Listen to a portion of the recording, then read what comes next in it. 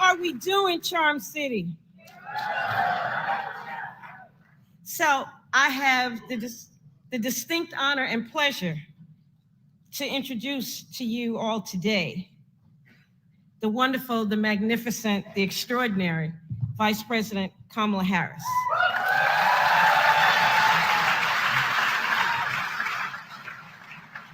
But before I do, I want to share a little biographical information with you, but also give a few shout outs. And the first shout out is to Administrator Mike Regan, who you just heard from, who is doing some extraordinary work lifting up environmental justice and fighting systemic racism as it impacts environmental policy across these United States. We have never had an administrator that has leaned in as hard as he is leaning in on these issues. And it is a joy and an honor to watch him and the people at the United States Environmental Protection Agency do their work every day. It is a new day.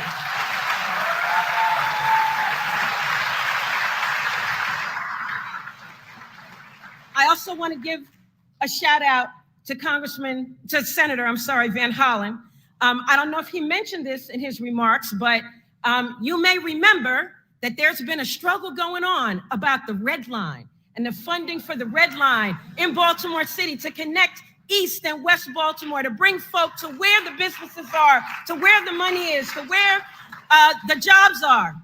And in that infrastructure bill, Senator Van Hollen and Senator Cardin got a specific write-in in that bill to make sure that the Red Line is going to come back and the feasibility is going to come back and Baltimore is going to get what it needs. Thank you, Senator. So again, I want to share a little bit about myself. For the past 38 years, I've been working with every fiber of my being to build and grow the movement for environmental justice in the United States and across the world.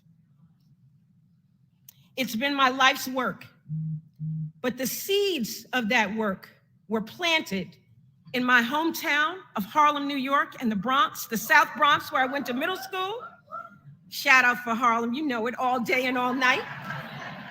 But also, while frequently visiting my family here in Baltimore City. My mother was born in Baltimore. She lived in Ellicott City for a few years, but she spent her formative years in Baltimore and then moved to Harlem, thank God, so I could be born. But everything that I've ever done is about the inequities that I saw growing up in the 1960s and 70s and the profound differences between what existed in our communities and what existed in neighboring communities. The resources that we didn't have and the resources that other people did have. And I decided that I was going to become an urban planner because I wanted to be a part of the efforts to restore the beauty, vibrancy, vitality, and history of communities like ours. Communities that were full of good people with good ideas, but not a lot of political or economic support to reinvest in and reimagine what our futures could look like. But we are in a different moment right now. In 2022, the Biden-Harris administration followed the signing into law of the historic Infrastructure Investment and Jobs Act with the passage and signage of the Inflation Reduction Act. I believe that these two historic bills and the Targeted Justice 40 initiative, if you don't know what Justice 40 is, take out your phone and Google it now, because it's going to change the game. It's going to change the game.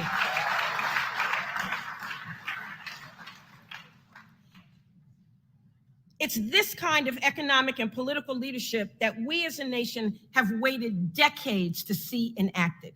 There has not been this level of federal funding for programs and projects and investment and infrastructure and Wi-Fi and clean energy and jobs and schools and healthcare. We have not seen this in our lifetimes. We may not see it again. So we have to lean in and meet this moment.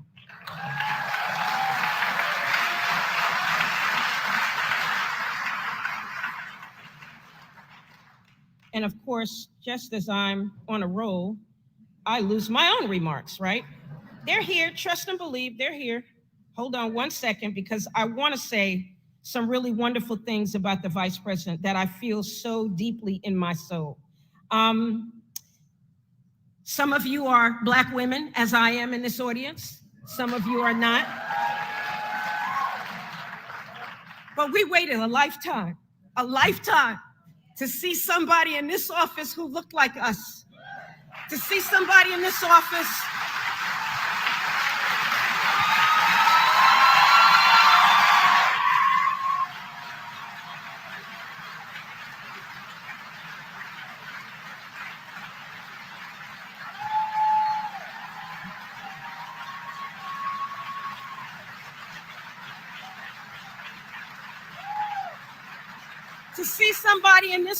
who, like me, is a first-generation American and a child of people from the Caribbean and from South Asia.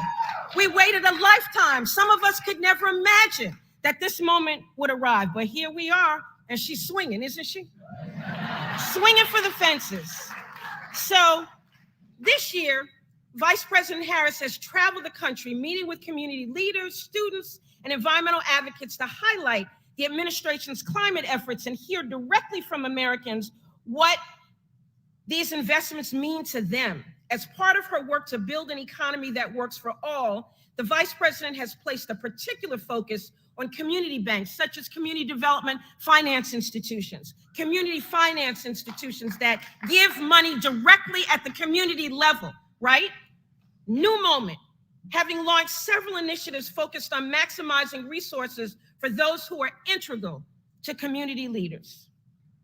We are here today to hear what the Inflation Reduction Act is doing and will continue to do to support cities like Baltimore, who have too long waited to be shown some love from the federal government. Are you hearing me?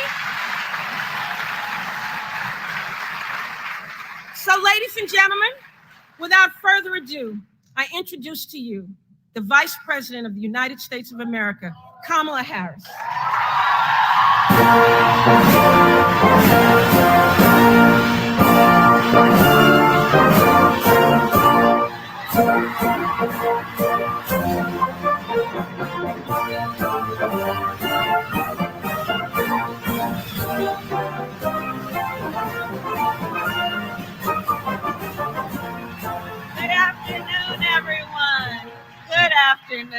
Good afternoon. Please have a seat.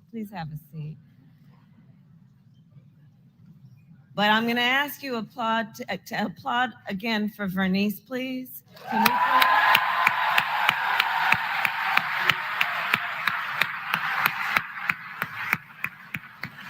please? Really? Because, Michael, Regan, and I have talked about this as we travel the country. And there is so much about what we are accomplishing in these last 2 years with the work we have done that really is about answering the calls but I mean that in all seriousness, answering the demands, answering for Vernice over 30 years, and so many other leaders who are here and around our country who have been talking about and shouting about and organizing about and leading about the need for us to take seriously the health and the safety and the well-being of all communities. It is leaders like Vernice who talk about places like Baltimore, who understand the capacity of the community, as well as the needs of the community, as well as the dreams and the desires of the community. So I stand here before you as Vice President of the United States, proud to make the announcements we are making today, which are historic. And I am very clear. I stand here on the shoulders of people like Vernice.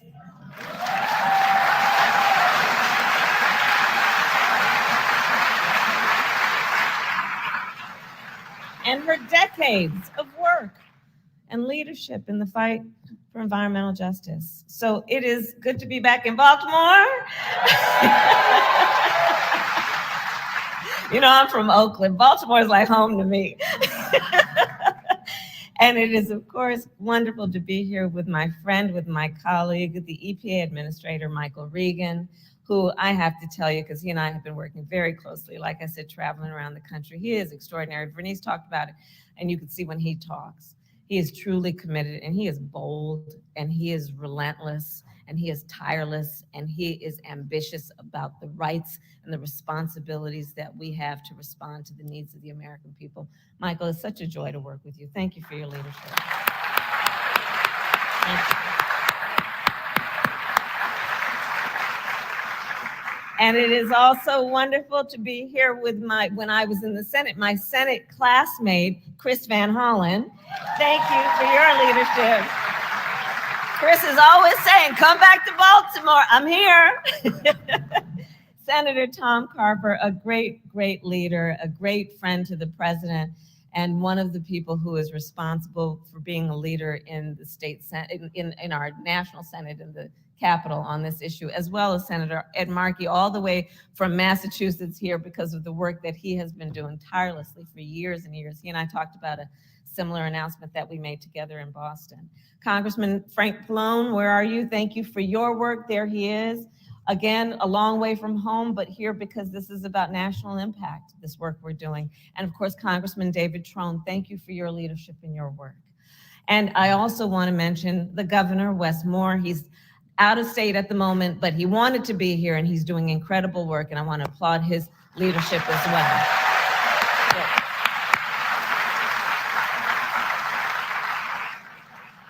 And I want to thank this audience and all of the folks who are here, if not in person, but because of their work, they are here and present with us.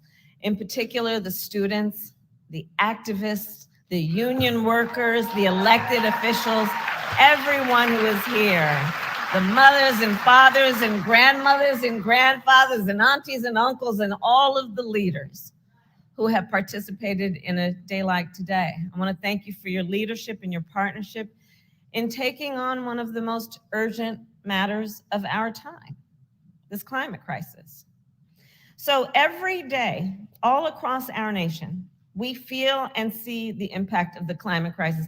I mean, if you watch the morning news, it will be the lead story. It's been every day for the last couple of weeks. It is the lead story. I think we finally, at least in our progress, come to the point that most people can no longer deny it because it is so obvious. And we have seen around our country where communities have been choked by drought, have been washed out by floods and decimated by hurricanes. Here in Baltimore, you have seen your skies darkened by wildfire smoke.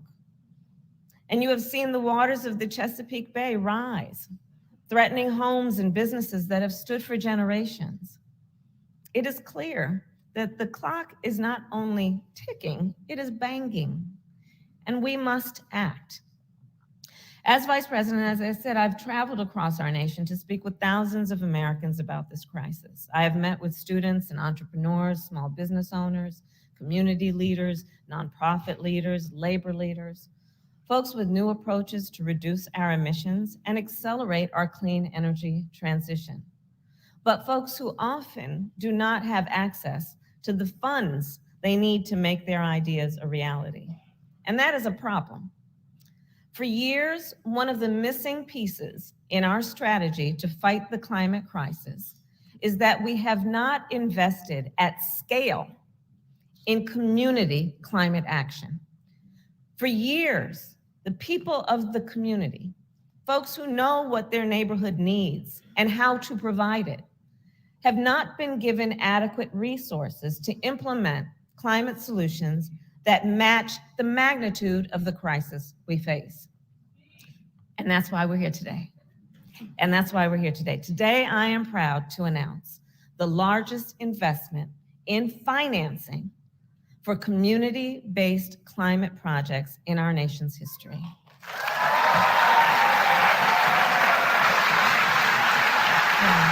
It's a good day.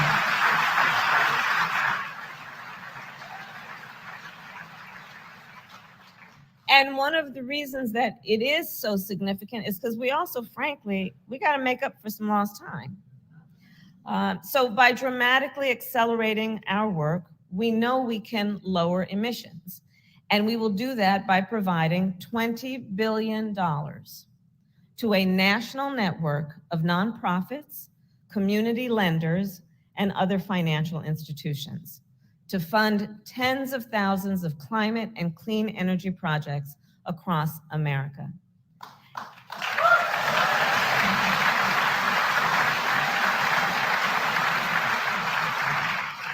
So here's what that will mean. Okay, so imagine, for example, the construction companies that build affordable housing here in Baltimore. That because of this investment, will now have the capital they need to install energy efficient appliances in new units, to lower energy use, and to help tenants save on their electric bills. Imagine, for example, the small business owner who will now be able to receive 0 interest loans to electrify their fleet of delivery vehicles so we can reduce pollution and save on gas. Imagine, for example, right? Imagine, for example, the house of worship that will now be able to have access to loan guarantees so they can install solar panels on the roof of their building to generate affordable, clean electricity for the entire neighborhood. Imagine. You know, when President Biden and I took office, we set an ambitious goal. Yes, people said, that can't be done. We said, well, you know what? We believe in dreaming with ambition and then seeing it through. And so we set an ambitious goal to cut our greenhouse gas emissions in half by 2030 and to reach net zero emissions by 2050.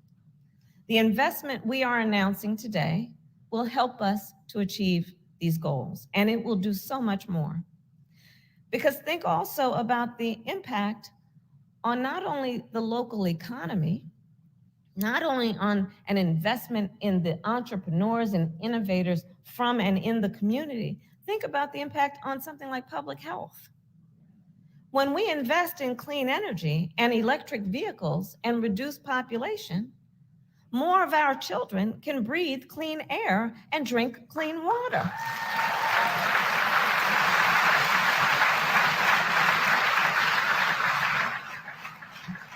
Think of the impact on family budgets.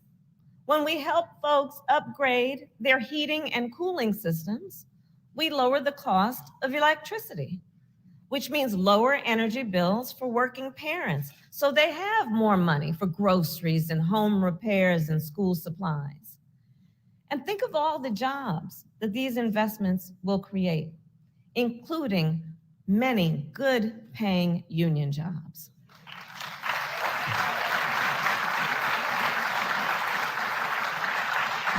Jobs, for example, for the workers of IBEW who will install energy-efficient lighting.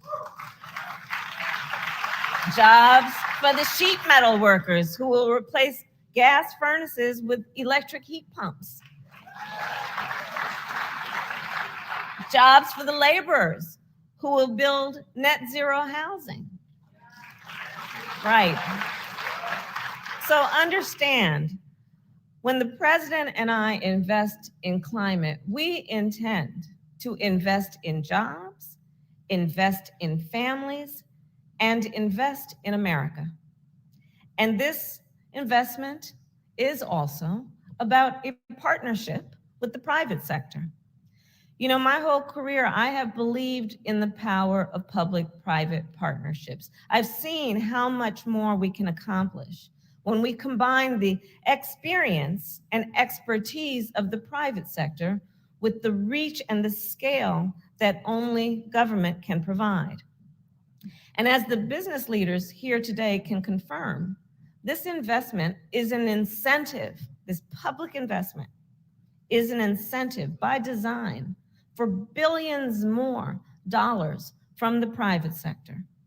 And in all this work, we have put a special focus on communities that have been historically left out and left behind.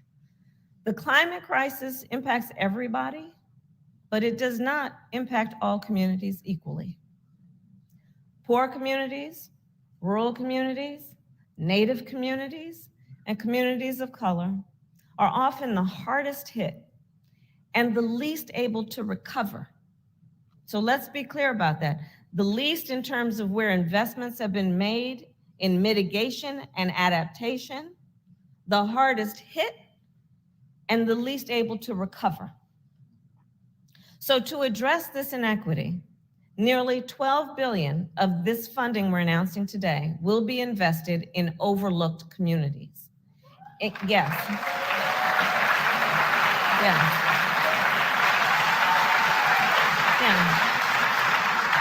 It's time.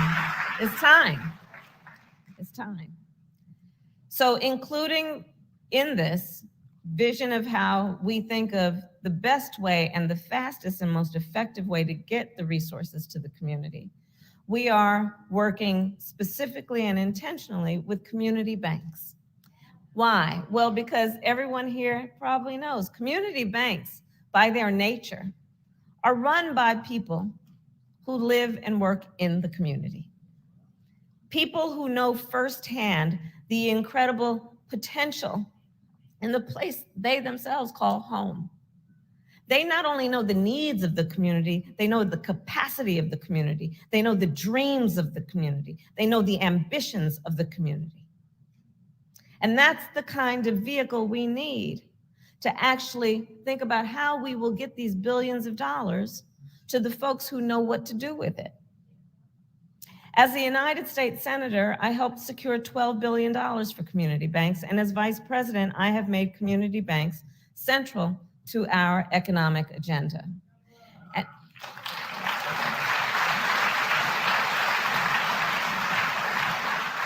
And because of the unique role that community banks can play in addressing the climate crisis, we made sure that they are eligible for the funds that we are announcing today in a significant way, so that more small businesses around our country have opportunity to join the clean energy economy. And so I'll close with this. Last month, I met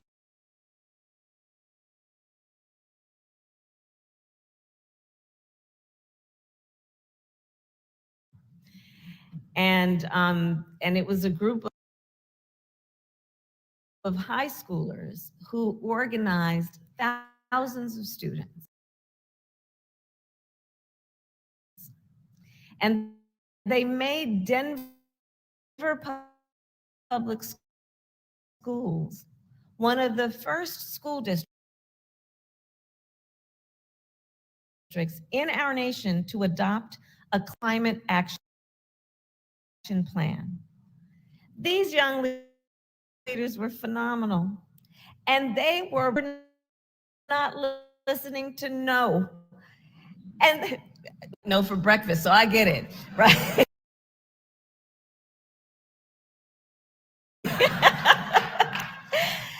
And these young